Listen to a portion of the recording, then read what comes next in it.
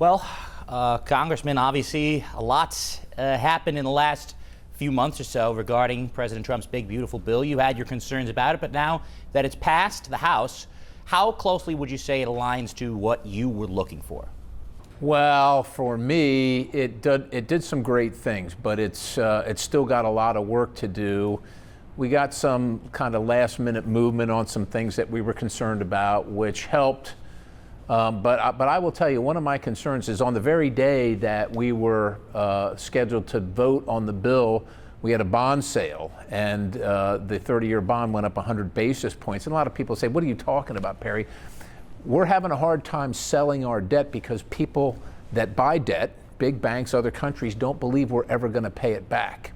And so why does that matter to people? Because we're spending too much money at the federal level. That means inflation goes up, interest rates go up, like bond interest rates, up 100 basis points in one day, and that makes everyday life more expensive. People in this district are struggling to pay their bills, whether it's their electricity bill, education bill, health care bill, they're struggling to pay it, and the federal government isn't helping, and I don't want to be a part of bankrupting our country or our citizens. And so those are the concerns that I took to the president. I still have those concerns. We got it as far as we thought we could. We understand that we don't want a tax increase. That, people say, "Oh, Perry, you're supporting, a tax cuts for the wealthy." Well, if taxes go up, it's $2,400 on average for every person in this district, and that's people that get up every morning and go to work that aren't wealthy, and I don't support that. So we want to preserve the taxes where they are, but we've got to rein in this federal spending that is out of control. And so we're working with our Senate colleagues to make sure that they actually improve it even more. Well, what do you like about the bill? You mentioned that it brought some good things to you. What is good? Yeah, well, some of the things I like, the biggest thing is that it preserves the taxes right where they are. And it also, I want everybody to keep more of their money. So if you're a person that works in the tip economy, no taxes on tips is great. You're working hard and you should be able to keep more of your money. Taxes for overtime, working on people, that collect Social Security, that have paid taxes over and over and over again and get taxed again later on. Those are great parts of where we're headed right now. But again, if we're not gonna take in as much revenue, then you have to have a corresponding decrease in spending so that it balances. And so I'm very happy that we have some things like you shouldn't have to pay to avail yourself to your Second Amendment rights. And we did some things in the bill with that. And again, paying for things that we shouldn't have to pay for, transgender surgeries, for people on public, medical assistance. That's people can't afford. We can't afford to be paying for that. So I think those are good things and steps in the right direction. About the deficit, obviously, you mentioned those concerns. The CBO, I think it was $3.4 trillion was their estimate. I think that was before those last-minute changes. Right. The numbers, I'm seeing 2.4, right. 2.6 cited. Elon Musk says that he is concerned about the spending and the deficit. You have obviously been concerned a long time about spending and the deficit. Right. Why would you support a bill? Why are you supporting a bill that would increase the deficit and keep the deficit where it is by that much? Okay, so again, none of these bills are perfect. You don't get everything you want. If we're going to preserve the taxes where they are, you're going to have to do something. We also have a debt ceiling issue that was created before this president was here. We're going to, it's thrown in our laps. I didn't vote for the spending, but we still have to deal with it. We don't want to default on it. And remember, this is not our last bite at the apple, right? This is our first shot at it. It goes to the Senate. They are going to make some changes, and then it comes back to the House. So you do what you can to improve it, but you got to understand we have one shot here to get this right, and like I said, I have to work with all 434 other members of Congress, right? So you don't get everything you want. You get a few of the things you want, and you hope that you make the situation better than it is now, which it did do. Is it great? I wouldn't say it's great. It's not what I would do if I could, but I think it's a step in the right direction, and we still have two opportunities to improve it. Rand Paul is concerned about the $4 trillion debt ceiling increase in the bill. Are you concerned about that? Do you believe that that is You've talked about the debt ceiling increases as also almost an admission of more debt. Do you see it the same way? I do see it as the same way, but at the same time, again, Rand Paul will say, I didn't vote for this increased spending that caused the debt. I agree with him, neither did I. At the same time, if we default, that'll be very, very bad for the economy as well. And there's a lot of questions of whether we're really default because you have money coming in and you can pay everything, including the interest, but you're going to have to make, it's actually what actually would balance the budget. But I think it would rile the markets a lot. I don't love the position that we're in, but again, I didn't create it. The president didn't create it. But neither did the citizens of the 10th district or anywhere else, and they don't want their world turned upside down either. I would actually like to see that number much lower, and I'd actually like us to see us cut some spending so that we never got into a circumstance where we needed to continue to increase the debt ceiling, and that's what I've been working on. Obviously, Medicaid has been in the headlines lately. I believe it's roughly 146,000 people in your district that are on Medicaid. A lot of them have been seeing those headlines. Right. A lot of them may be concerned about the information that's been coming out. What can you say to them about how these changes to Medicaid may affect them or may not affect them? So first of all, what they need to know, even under this current proposal, Medicaid grows by 25% over 10 years. Under the current proposal that just went to the Senate. So any claims that it's being cut are completely erroneous. Growth is not a cut. A growth in the program is not a cut. That's number one. Number two, Medicaid was created for the poor, people that are struggling, that may be infirm, a pregnant mother who has to care for her child and can't work, something like that. Unfortunately, the states are using it as kind of a money laundering situation where the people that the program was meant for are waiting in line because the federal government is paying 7 times that rate that they would pay for them for people that are able-bodied without dependents. Able-bodied without dependents. That's the biggest majority of Medicaid patients now. It wasn't meant for people that could work but choose not to. It is meant for people that are poor or can't work, and so we're going to preserve it. If we want to preserve it for the people that it was intended for, we've got to get rid of some of this waste. You got people that are here illegally that are on Medicaid. You got states and the federal government making what's called improper payments to the wrong people for the wrong amounts. All that stuff has to be cleaned up. There's a lot of fraud, waste, and abuse, unfortunately, in the Medicaid system, and we have to clean it up so we can preserve it for the people that it was intended to be there for. And how much do you think the new work requirements could deal with that? Again, if you're single and able-bodied, you don't have dependents, you should be working. If you're having your neighbors and the other taxpayers pay for your health care, you should work some. The other side and have been citing the situation in Arkansas when they tried to put in work requirements. Obviously, that was struck down by the court, but they say that red tape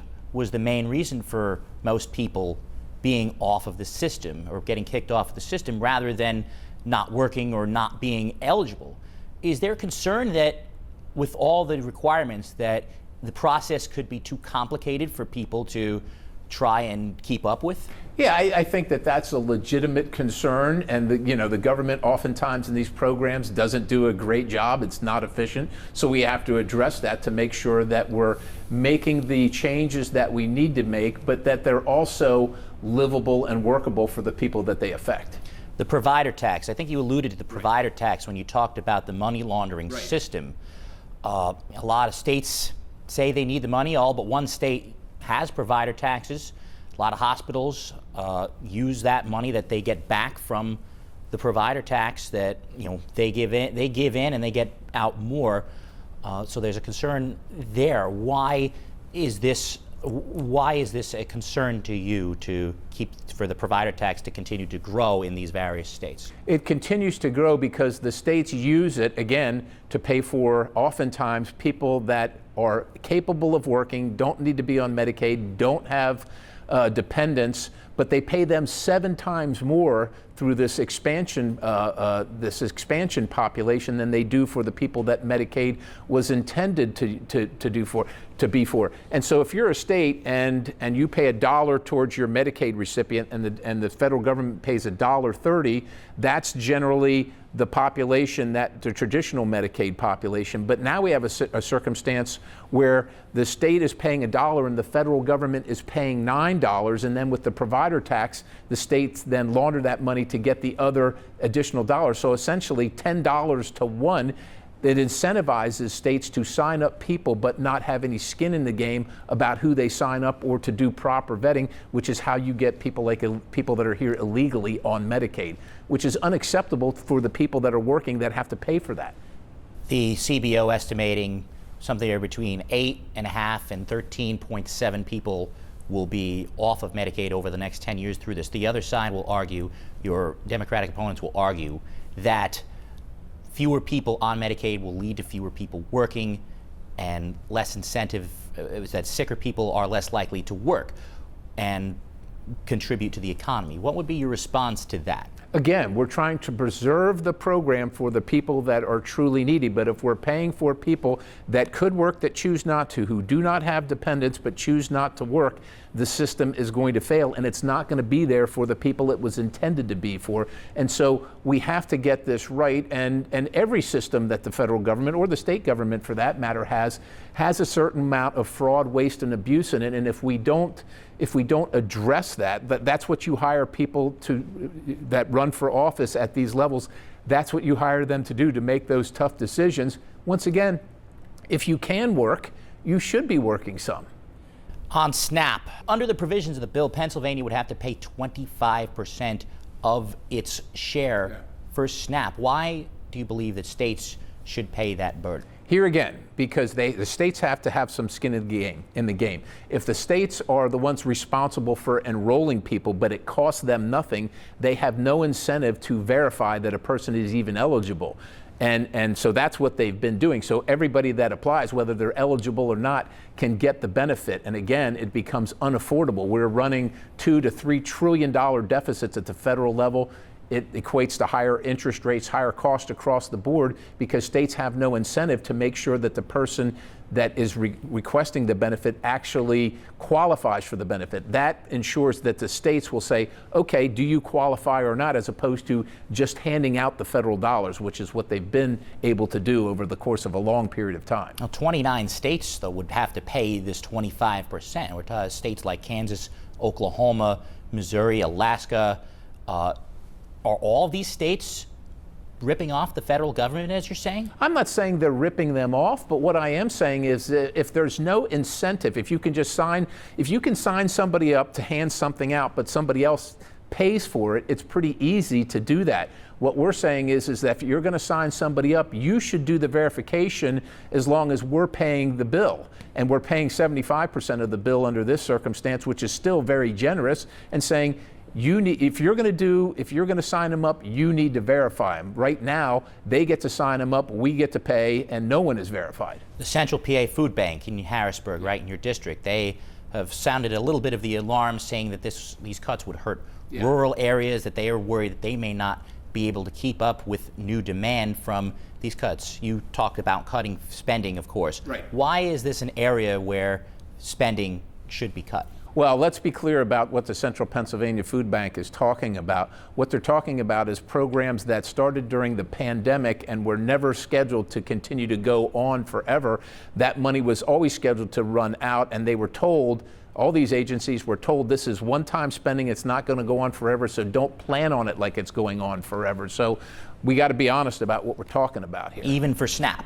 Even just the basic funding of SNAP? Okay, so basic funding for SNAP, then they need to go to the state government and make sure that the people are qualified. Again, so we have to make sure that people are actually qualified to be on these programs, because they are not endless pits of money. Governor Shapiro has also said that he does not believe the state would be able to make up the difference of that federal funding. Are you concerned about states' abilities to? I think the state can make up the difference. I worked at the state level as well. There's plenty of waste and fraud and abuse there too.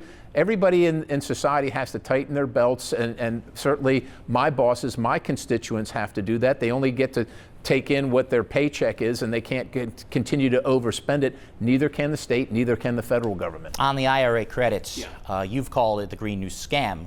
I believe you've referenced it as That's what the president calls it, and I see it as generally, it certainly had nothing to do with reducing inflation, right? The Inflation Reduction Act had nothing to do with reducing inflation. That being said, some of your Republican colleagues in the Senate have shared their concerns. I believe Shelley Moore Capito has shared her concerns, saying that these credits have, in fact, created jobs. Why should these credits be rolled back?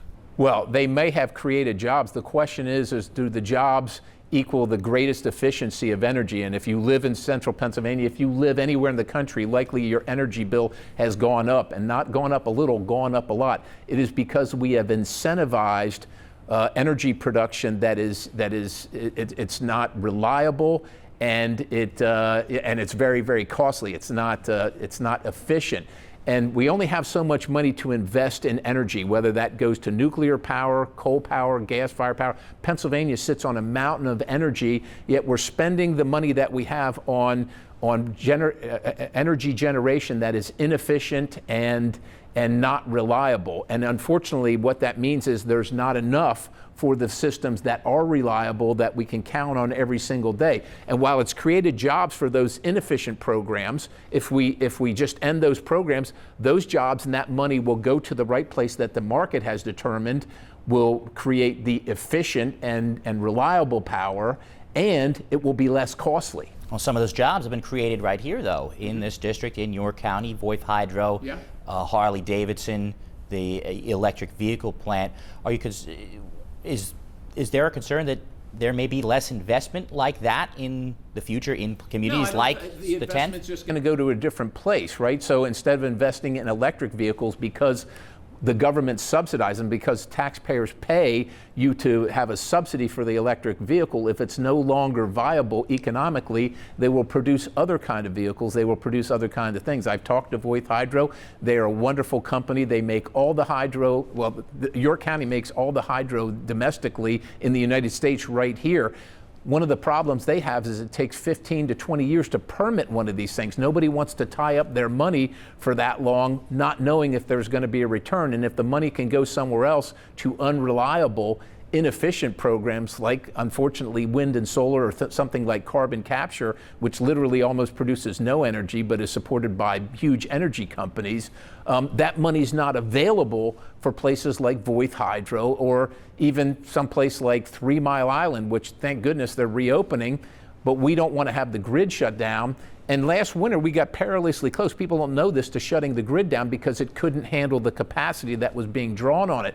And the reason it can't handle the capacity is because we are not investing in baseload power that is, I'm going to say it again, reliable, efficient, and affordable. We are spending our money on other things that are not reliable, are not efficient, and are not affordable. The Senate is seeing things a little bit different, it appears, than the House. I want to bring you to something that Josh Hawley said about Medicaid. I'm sure this has come up, his quote, saying, quote, "If Republicans want to be a working class party, we must ignore calls to cut Medicaid and start delivering on America's promise for America's working people." With these cuts, is the GOP still the party of the working people? Of course, the GOP is the party of the working people, and I would remind Senator Hawley that under this program, just like I told you before, Medicaid increases 25% over the next 10 years. Only in Washington, D.C. is a 25% increase considered a cut. Now, the Senate, of course, will have their say. They've indicated that there could be some big changes coming, some changes to some of your key priorities.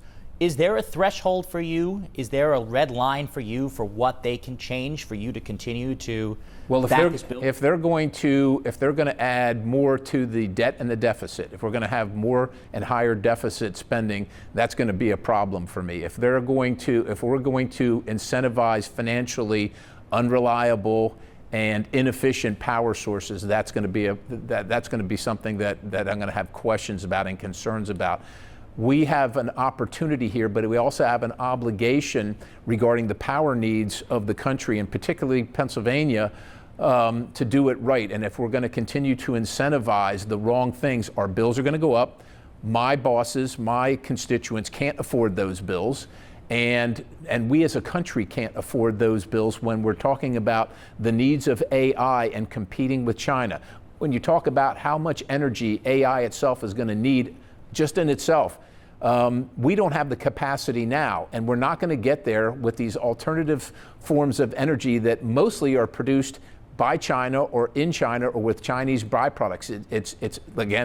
It's expensive, it's inefficient, it's not reliable. There's a reason that Microsoft chose 3 Mile Island as their power source. It's because they can rely on it about somewhere between probably 97 and 99% of the time. Baseload power that is always going to be there because they can't shut these data centers down. There's a reason they didn't pick wind and solar. And all of us should pick the same things. We want to be able to walk in the house and turn on our lights and turn on the light switch and know the lights are going to come on, not that the power's out right now because it's too cold or it's too hot, and we have destroyed our grid, putting, again, inefficient and unreliable sources of power on it. You voted to send this bill to the Senate. Right. As it stands now, if the House is given this bill back with no changes, would you vote to send this bill to the President? Well, I already voted for it once. I hope it can get better, but it certainly, I will have big questions if it gets worse, and I sure hope it doesn't, and I don't believe it will. You were worried about the Senate putting on more to the deficit. This bill already puts on a significant amount to the deficit. Is that, what more do you think the Senate could do? The Senate can actually cut some more of the spending, like out of the Inflation Reduction Act, that we probably cut 40%, so we probably got another 60% to go. Understand, we're talking about $1.2 trillion. That's a significant chunk of money. And so I think there is work to be done there. There are things that can be done, that should be done. And let's remember, too, that when the so-called Inflation Reduction Act was passed, all Republicans voted against it. Nothing has changed. It was bad policy then, it's bad policy now. Finally, this is a moment that you've really worked for a long time, the ability to cut the size of the government. When it's all said and done, how do you think this will affect the people of the 10th District here, York County, Dauphin County, Cumberland County, you name it? How will this affect the day-to-day lives of the people in your district? Well, I hope what they will see and what they will experience is that their taxes won't go up, that the economy will be running in a robust fashion where things are growing, where opportunities are more prevalent, and where they feel pretty good about the future of their country and their own personal future, whether it's you want a career change or whether you are ready for retirement, that those things are stabilized and you feel comfortable and secure that you're going to be financially sound and that you are more free as an American.